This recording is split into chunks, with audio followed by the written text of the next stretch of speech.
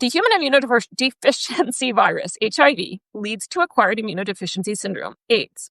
When antibodies to HIV are detected, the patient is infected and said to be seropositive.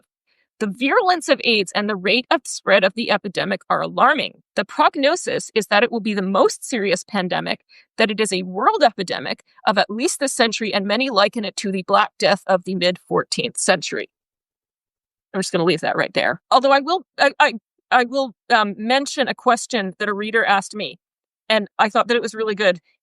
Remember how of the HIV positive individuals that are treated and are virally suppressed, 10 to 40% of them are immunological non-responders. Well, where's the big epidemic of death among the immunological non-responders? Something's not adding up here.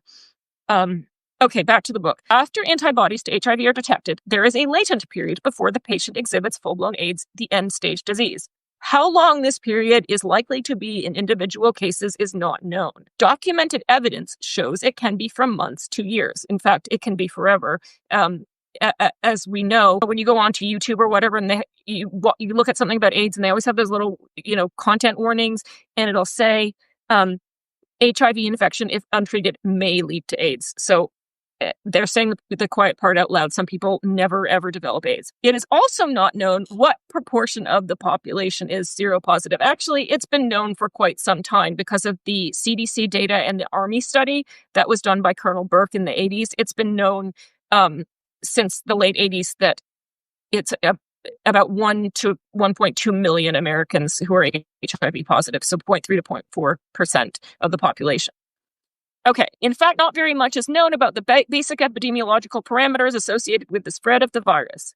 The ridiculous head-in-the-sand attitude, and there is no AIDS in our country attitude of many countries, particularly in the 1980s, is astonishing and highly irresponsible. Although there are social problems associated with gathering data on the number of people who have the HIV, it is unlikely that the epidemic will be contained if this information is not available in the near future.